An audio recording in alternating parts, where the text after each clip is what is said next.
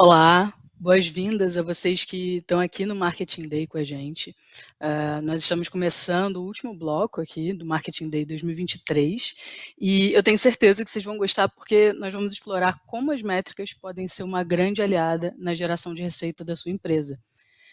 Eu sou a Aimee, eu sou analista de retenção aqui na RD e eu sou uma mulher negra, eu tô com o cabelo preso aqui num rabo de cavalo, com uma camisa marrom e no meu fundo tem uma parede branca, um quadro rosa.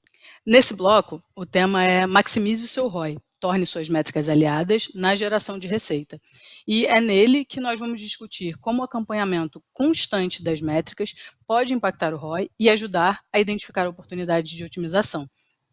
E, para tocar esse papo comigo, nós trouxemos dois super convidados, o Ricardo Capra e o Renan Cacheiro. Eu vou pedir para vocês se apresentarem, por favor, começando pelo Ricardo.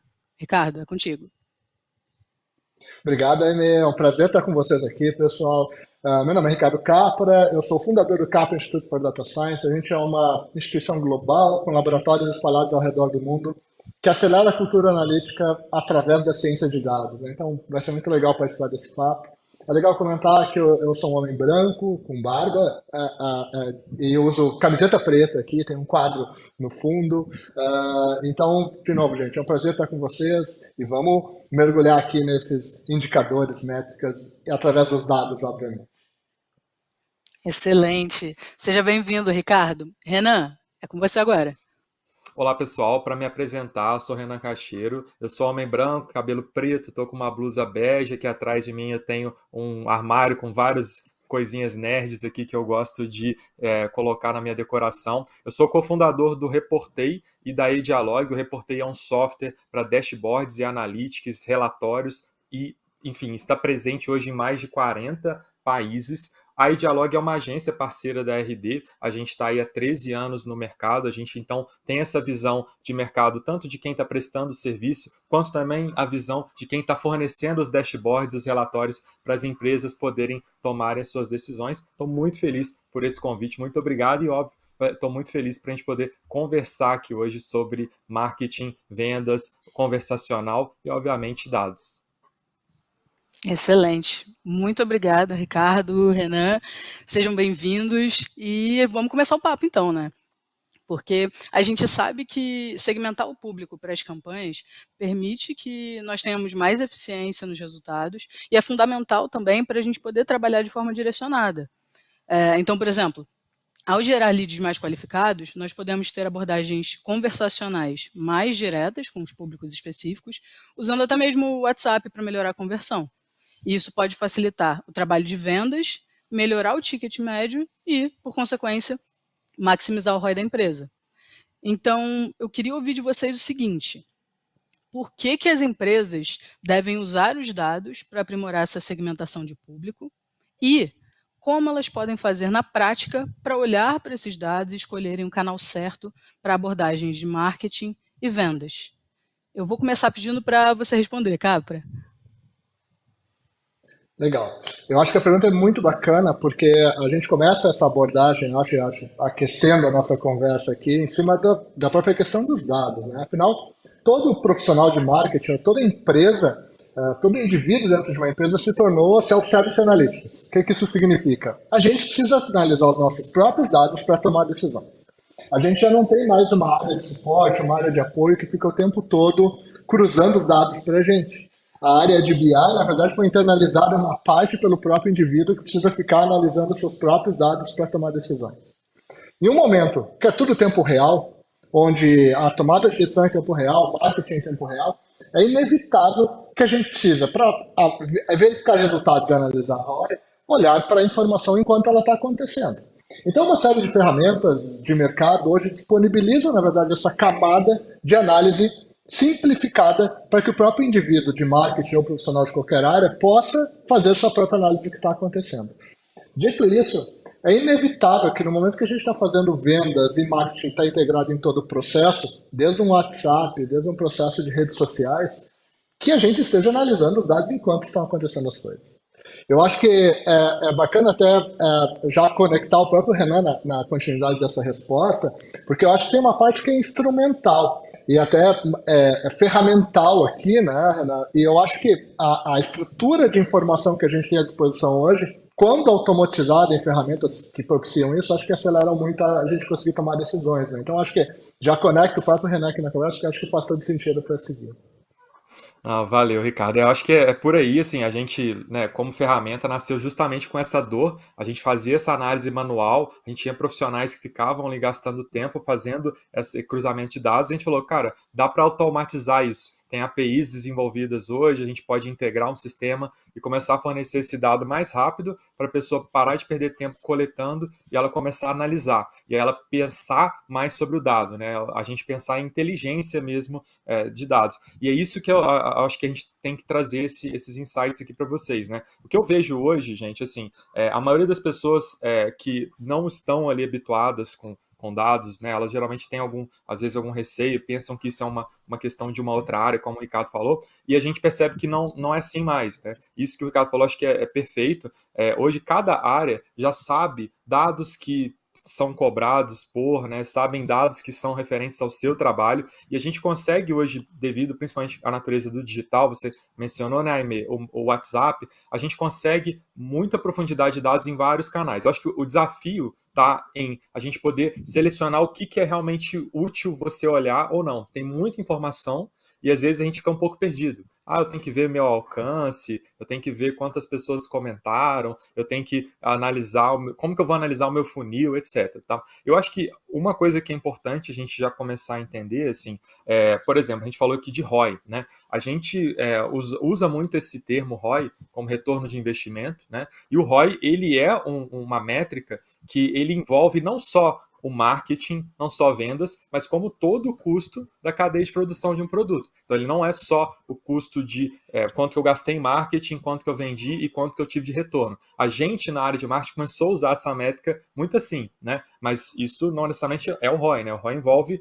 poxa, se você vender um produto por R$ 50, gastou 10 em marketing, você não teve um retorno de R$ 40, né? Você teve outros custos nessa transação. Então, essa definição é legal a gente começar a entender. Eu vejo que hoje o profissional de marketing, profissional de vendas, ele tem que estar indo o mais próximo possível do dado de negócio do cliente. Então, quanto mais próximo a gente está falando de dados relacionados à venda, a esse retorno do investimento, muitas vezes, ao invés de usar ROI, recomendo usar, por exemplo, o ROAS, né, que a gente fala, o retorno de gasto em anúncio, né? O ROAS é uma métrica muito legal para quem trabalha com tráfego, por exemplo. Então, quanto mais a gente chega próximo dessa meta de conversão, de venda, de oportunidade gerada, mais a gente está engajando, né, enfim, os decisores na tomada de dados, na tomada de decisão, e a partir desses dados, aí a gente começa a destrinchar o que aconteceu para a gente chegar naquele resultado final. Então, eu diria que a gente hoje como profissional, se a gente não está com algum dado de negócio relacionado que o marketing impactou, que as vendas estão impactando, né? Eu vejo que a gente começa a ficar mais descartável, né? Essa é a realidade. Obviamente, não podemos esquecer dados relacionados à marca, dados relacionados ao alcance, etc. Isso é tudo um começo. Mas se a gente não tem essa visão do final, principalmente para agências, profissionais de marketing, analistas, eu vejo que por a gente ter tanto dado abundante hoje, há uma cobrança cada vez maior, né, que a gente consiga chegar nos dados mais importantes e tomar decisões baseadas nisso. Né? Excelente, excelente, pessoal.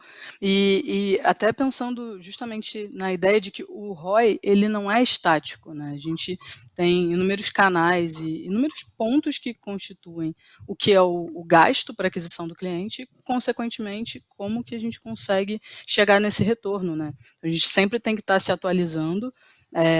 E até antes de passar para a próxima pergunta, falando sobre atualização, a gente consegue pensar muito na tendência do momento, quando a gente está falando de canais, que é o uso do WhatsApp. Então, nós vimos recentemente, na pesquisa do Panorama de Vendas, que o WhatsApp é a ferramenta mais utilizada por 86% dos times de vendas. E pensando do lado de marketing, já é possível criar mensagens automáticas de WhatsApp, programar os disparos para os leads ou para os clientes com RD Station Marketing. Então, você consegue realmente impulsionar muito mais esse retorno do investimento que você está fazendo no negócio, né? Falei pra caramba, mas eu vou para a próxima pergunta, tá, gente? E isso porque, lembrando que o Marketing Day, ele é todo focado em metas e dados de marketing e vendas. Então, não tem como eu fugir da próxima pergunta, que é: quais são as métricas que nós definimos quando a gente deve acompanhar para poder garantir a segmentação e as ações que para validar se elas são eficientes ou se estão impactando positivamente o ROI? Consegui ser clara?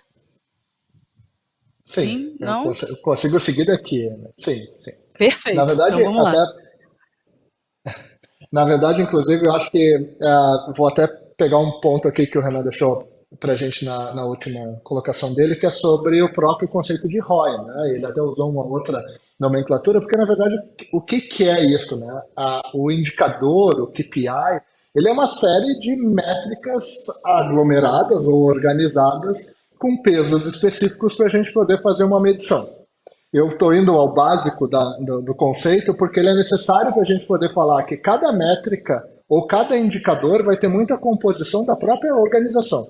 Se a gente olhar para o ROI de um banco com cooperativa e um banco tradicional financeiro ou um banco digital, o ROI tem características totalmente diferentes, ou seja, a composição, a arquitetura do ROI, a arquitetura desse KPI vai ter características totalmente diferentes, com pesos diferentes. E a gente já teve oportunidade de ajudar na construção de indicadores de alguns dos principais bancos do mundo, e o que acontece é exatamente isso, tá? Não é só uma questão de peso, é qual a variável entra nesse elemento de mensuração. Porque entra se a gente for colocar todas as variáveis disponíveis, o que é levado em consideração, o que não é levado em consideração, a gente vai ter que imaginar que uma cooperativa, por exemplo, vai considerar impacto social numa determinada região como um elemento de ROI. E se tu levar isso para um banco tradicional, não vai nem vai entrar como variável. Não vai entrar como elemento dentro da característica de ROI. Dito isso, a composição de variáveis e elementos que compõem um determinado indicador vai depender muito de cada organização. As plataformas digitais tradicionais, elas já trazem alguns elementos de ROI montados, né? Então ela já diz, olha, já estou te entregando esse elemento aqui de mensuração de resultado, considerando esta variável, com este peso. Esta caracterização da ferramenta simplifica para um pequeno negócio, para uma pequena agência ou para uma empresa que esteja começando a jornada. E a indicação começa pelo que está pronto. Por que eu digo isso? Tá? Porque a partir desse momento, tu fazer uma adaptação nas suas variáveis e de pesos, se torna mais simples se tu souber o que tu está controlando. Então, controlar as variáveis individuais e depois ir adaptando elas é mais fácil do que tentar customizar todas as variáveis que tu vai construir do zero. Eu estou indo para o lado mais conceitual, porque eu tenho certeza que o Renan vai trazer mais a questão de métricas dentro da ferramenta. Então, eu estou tomando cuidado mais para trazer pelo menos a arquitetura do indicador principal, porque daí fica mais fácil a gente agora desdobrar que a variável x e y vão ter pesos diferentes para dentro de cada característica, tá? Então aí já conecto direto aí, eu acho que tu pode seguir exatamente desse ponto, porque a partir da arquitetura do indicador é mais fácil da gente falar da métrica, né? Não, você facilita para mim, Ricardo, porque você já criou toda a base, porque é isso, né? Eu acho que o conceito que você trouxe é muito legal, é exatamente isso, assim, a gente, no marketing, né, nas empresas que a gente faz aqui, o inbound, etc., a gente usa ROI com uma série de coisinhas ali dentro, em outras empresas é outra estrutura, então é legal a gente fazer essa diferenciação. O que eu vejo hoje, que a gente fala muito de métricas que a gente consegue medir, eu vou falar de algumas, né, mais específicas que a gente vê muito sendo faladas em relação, por exemplo, ao WhatsApp, a Facebook, a ferramentas digitais, a vendas que acontecem no digital. Então, vou pontuar aquelas que eu vejo que são muito legais para acompanhar essa eficiência da sua segmentação, para ver se sua segmentação está legal, para acompanhar o impacto desse ROI que a gente fala, ou do ROAS, né, que a gente fala também quando a gente menciona a parte de anúncio. Eu vejo que hoje, por exemplo, a métrica todo mundo tem que estar acompanhando, a tal da taxa de conversão, né? Quantas pessoas estão entrando ali, quantas pessoas estão passando para a próxima fase, seja ela a fase que você determinar. O custo de aquisição dessas pessoas nas determinadas fases. Então, poxa, para a pessoa virar um visitante e converter, virar um lead, eu tenho um custo. Para ela entrar, por exemplo, no meu WhatsApp, iniciar uma conversa, eu tenho outro custo. Hoje as ferramentas dão esses custos. Então, no WhatsApp, no Facebook Ads, no Meta Ads, né, você tem lá conversas iniciadas no WhatsApp, você tem um custo de iniciar uma conversa. Tem gente que calcula custo da própria conversão, o custo de conseguir alguém para fazer uma reunião com a sua equipe de vendas. Então, esse custo a gente monitora de perto. Alguns outros indicadores de negócio que são legais também você está sempre olhando é o valor do seu cliente ao longo do tempo, o pessoal chama de Lifetime Value, né? LTV. Muita gente usa essa métrica para acompanhar. O churn, que é justamente quando a gente fala da perda de receita que a gente vai ter. A gente pode ter uma perda de receita porque os clientes estão cancelando, porque não estão gostando, ou simplesmente porque tiveram algum problema no meio de pagamento. Então é legal monitorar e ter estratégias para isso. Eu falo porque assim, a gente, por exemplo, eu vivo isso como agência, prestador de serviço e também como software, que é um software como serviço. A gente fala desses indicadores o dia inteiro nas duas operações. A gente quer saber para a gente entender essas taxas de crescimento, a gente fala desses indicadores. E um outro indicador que é muito legal, obviamente, a gente tem que estar monitorando, eu vejo muita gente falhando nesse indicador, não sei se vocês já viram isso também, que é o tal do ticket médio. Ticket médio é um outro desses indicadores, junto com o custo de aquisição, junto com o tempo que um cliente fica com você, que você integrando isso, né, podendo monitorar, você chega num funilzinho legal e você consegue entender para onde que você tem que investir mais, para onde você tem que investir menos. Então, eu vejo que esse ticket médio, muita gente às vezes não sabe qual o próprio ticket médio da empresa. Você pergunta às vezes ticket médio, a pessoa... Enfim, o ticket médio também ele é bem diferente, né? Cada empresa calcula de uma maneira. Mas muitas vezes as pessoas não sabem qual é esse ticket e isso impacta todos os outros indicadores, porque aí se você não calcula isso direito, você não consegue fazer um planejamento de marketing, você não consegue fazer um orçamento. Então, esses eu acho que são indicadores muito legais e, obviamente, aí dentro de cada plataforma, depois a gente pode até pontuar algumas coisas, mas eu acho que a base está ali e aí em cada plataforma você consegue ir buscando esses sinais, né? Eu vejo dessa maneira. Nossa, muito bom, Renan, Ricardo, porque dá para a gente juntar o que vocês falaram, né, e pensar em como aplicar já isso para ontem no negócio. Tanto a ideia de, você não precisa inventar a roda, agora eu vou olhar para todas as métricas, vou fazer tudo, a gente tem que começar de algum lugar, né? E daí, quais dessas métricas, por exemplo, que o Renan falou para a gente, que você já acompanha no seu negócio? Como que você consegue ter um olhar um pouco mais intencional, então, para essa métrica, para aí começar a ampliar essa visão, a análise de dados do seu negócio, né? E eu quero, inclusive, aproveitar para convidar todo mundo que está assistindo a gente para fazer um diagnóstico junto com a RD.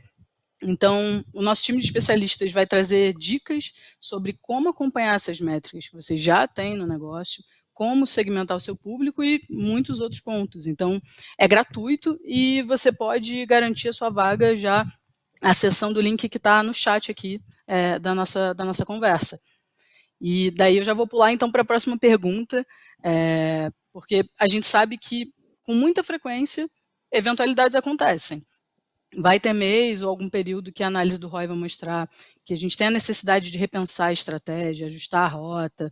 E claro que é muito mais fácil de identificar isso com a análise de dados, ou pelo menos em tempo de resolver e realmente ajustar as rotas, né? Não só apagar incêndio. Então, o que eu queria perguntar para vocês é o seguinte: quais que são os sinais que apontam para essa necessidade de revisão de rota, para não perder a maximização do ROI e ficar correndo apenas atrás do prejuízo, né? Vou pedir para o Renan começar dessa vez. Eu acho que uma boa pergunta, né? Pô, beleza, a gente tem as métricas e agora o que a gente faz? É muito interessante, assim, eu acho que o Ricardo vai saber pontuar isso até melhor que eu, a gente às vezes se prende muito por coisas de momento, esquece de ver um pouco a parte de tendências, às vezes faz comparações erradas. Então, por exemplo, é muito comum as pessoas, meu março foi ótimo em relação a fevereiro, o abril não foi tão bom em relação a março. Isso, às vezes, é uma coisa que vem ali imediatamente, você abre uma ferramenta, tem uma comparação mês a mês, você acha que é aquilo que importa, né? Isso não é assim, né? Vou dar um exemplo, poxa, é muito tradicional as empresas terem, às vezes, um resultado de vendas pior em fevereiro do que em março, porque tem menos dias úteis, simples assim. E isso, às vezes, não é levado em consideração. E aí, isso varia, e aí você fala, não, a gente pô, super cresceu, mas aí você vai ver em comparação a janeiro, por exemplo, não foi tão bem, ou em comparação ao ano anterior, não foi tão bem. Então, eu acho que é legal a gente, beleza, temos lá os indicadores, por exemplo, taxa de conversão, custo de aquisição, a gente está monitorando eles, é importante monitorar, a gente observa se eles têm variações. Essas variações, a gente com o tempo precisa entender, né, existem sazonalidades, né, existem momentos que aquilo vai ser maior, menor, etc. A gente também tem que começar a ter histórico, criar histórico, né? E daí a gente consegue entender se realmente aquilo está numa tendência positiva, se aquilo está numa tendência negativa. Vou dar um exemplo pessoal que aconteceu no próprio Reportei recentemente. A gente monitora muito o nosso churn, né? E a gente recentemente teve um mês muito bom de churn caindo, né? O nosso churn estava bem, num indicador muito legal. A gente conseguiu reduzir muito o nosso churn. E a gente, no mês seguinte, a gente viu um aumento. Então, teve aquela queda brusca e no mês seguinte ele voltou a subir. A gente aguardou mais um tempo, observou o que estava acontecendo, e no próximo mês a gente percebeu que a tendência de queda se manteve. Em 3 meses, a gente conseguiu ver claramente que havia uma tendência de queda. Os patamares mudaram. Se antes eles estavam no indicador, sei lá, de 8% por mês, agora eles estavam no patamar de 7% por mês. Um exemplo simples. Mas a gente só conseguiu ver isso ao longo do tempo. Se a gente parasse e desesperasse na primeira semana, no primeiro dia, isso seria um problema. E daí, acho que, passando a bola para o Ricardo, acho que entender essa importância de, beleza, eu sei qual indicador eu estou olhando, mas entender que eu preciso ter momentos de tempo para poder colocar essa visualização e também ter perspectiva, né? Porque a gente sabe que às vezes comparações são feitas sem uma base adequada. Eu acho que o Renan super respondeu a pergunta, então vou ser super objetivo no meu ponto aqui, com duas considerações. Primeiro, pelo fato da gente estar com muita informação em tempo real para lidar, a gente está, obviamente, com o efeito de FOMO, a gente está vivendo o fenômeno de muita informação para lidar, e o que a gente está fazendo, a gente, que eu digo organizações de uma maneira geral, é espalhando dashboards por tudo. O que aconteceu? Dashboard overload. O que quer dizer? A gente está com dashboards em tudo que é lugar, a gente não consegue olhar para tanta informação ao mesmo tempo. Por isso, o conceito do indicador macro com métricas que fazem parte dele se torna mais importante, para a redução da quantidade de informação em um bloco de informação, no caso o ROI, o KPI, né, como algo a ser monitorado e que aquilo pode desdobrar no momento de uma necessidade. Então, eu só estou apontando isso porque é muito difícil a gente enxergar os sinais com tanta informação que a gente tem disponível. Então, a gente precisa fazer uma redução de informação e isso significa reduzir, inclusive, a quantidade de dashboards que a gente tem à nossa disposição. Tá? Esse é um ponto de alerta. E o outro, que é uma consideração mais simples do que essa, tá? É que para fazer isso, tu também precisa envolver as áreas de negócio envolvidas. Às vezes uma área de produto, uma área que é responsável pela venda diretamente, né? E por isso a cultura analítica precisa estar distribuída em toda a organização. Não pode ser uma coisa setorial ou um silo do negócio. Então, para a gente poder monitorar e entender os sinais que estão despertando e saltando nas telas ali, não adianta ser só uma área especialista, precisa ter o envolvimento de quem também está em outras áreas de negócio para isso. São minhas duas considerações. A cultura analítica disseminada dentro do business, de uma forma geral, e o cuidado com muitos dashboards, porque ele também pode atrapalhar no processo decisório. Perfeito. E quando a análise é parte da cultura do negócio, fica muito mais fácil da gente conseguir priorizar, né? Justamente não se perder nos 1001 dashboards e avançar bem na análise que a gente está fazendo, precisa fazer do negócio. E eu podia falar horas sobre isso, mas já chamaram aqui no ponto, falando para a gente ir rapidinho, que a gente está chegando aqui no final do nosso tempo. E então, para fechar, a última pergunta que eu tenho para fazer aqui para vocês como que as lideranças de marketing e vendas podem convencer a alta gestão sobre essa necessidade de investir em tecnologia, treinamento e até mesmo rever a cultura para que a empresa se torne mais data-driven e possa ter esse incremento de receita. Então, já linkei aqui com o ponto da cultura que a gente falou e volto para você, Ricardo. Boa, vamos lá. Vou simplificar a resposta. 3P em T. O que isso significa, tá? A gente estabelece pilares para a sustentação de uma cultura data-driven, uma cultura analítica, tá? O primeiro P é de pessoas mais preparadas para lidar com dados. O segundo P é sobre processos, que significa rotinas que sejam simples de ser acessadas. como o Renan já trouxe até nas referências dele, que isso seja uma coisa simples como processo. O terceiro P é sobre políticas, eu estou falando de governança, que a empresa incentive o movimento de cultura data-driven. Não adianta isso ficar centralizado. E o último, propositalmente, que é um T, é de tecnologia. Porque tu só vai ativar uma tecnologia, um instrumento, uma ferramenta, depois que tu tem esses 3 itens estabilizados. Caso contrário, tu pode estar escolhendo a ferramenta errada para suportar esse teu processo com pessoas, com políticas de expansão disso dentro da organização. Então, um processo, um movimento data-driven, uma cultura analítica, ela vai depender sempre desses 3 pilares estabilizados. Tu precisa da ferramenta, obviamente, para automação, porque não tem como lidar com tanta informação sem uma automação e uma automatização adequada. Por outro lado, a gente também tem que tomar cuidado, porque geralmente o processo de cultura analítica tem ruptura quando não prepara as pessoas para esse movimento acontecer de forma contínua. Tá? Então, essa é uma falha que a gente, quando mede a maturidade analítica das organizações, percebe isso claramente. Tá? E aí já jogo para ti, Renan, continuar daqui.